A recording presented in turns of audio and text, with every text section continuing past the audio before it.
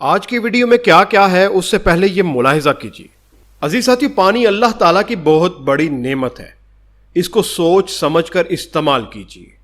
عزیز ساتھیو، ہزاروں برس سے پانی انسان کی بقا اور بربادی دونوں کا ذمہ دار رہا ہے۔ کہیں ابر کرم بن کر آسمان سے برسا تو کہیں سیلاب کی صورت میں تباہی مچاتا رہا۔ آج بھی پانی کو دنیا کا سب سے اہم اور قیمتی جز سمجھا جاتا ہے۔ ایک لمحے کے لیے اپنے معمولات زندگی پر نظر ڈالیے اور سوچئے کہ ایسا کون سا کام ہے جو آپ بغیر پانی کے کر سکتے ہیں۔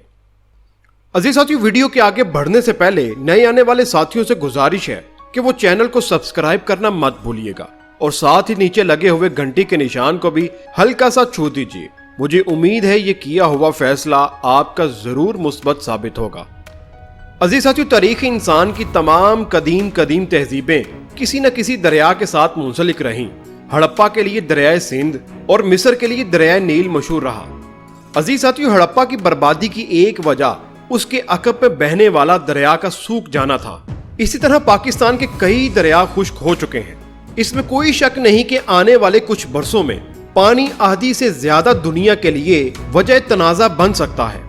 ایشیا میں معاشی ترقی کی شرح بہتر اور پانی کے ذخائر بھی ضرورت کے مطابق موجود ہیں۔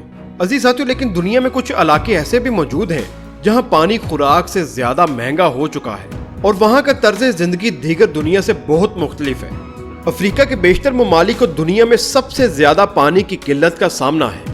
افریقہ کے بچے اور خواتین ہر سال مل کر 45,000 سال کا وقت پانی اکٹھا کرنے میں گزار دیتے ہیں۔ ایک سروے رپورٹ 2021 کے مطابق پچھلے 50 سال میں افریقہ کو 1695 قدرتی آفات کا سامنا رہا، جن کا تعلق موسم، پانی اور ماحولیات سے تھا۔ عزیز ساتھیو، دنیا میں خشک سالی سے سب سے زیادہ اموات افریقہ میں ہی ہوتی ہیں۔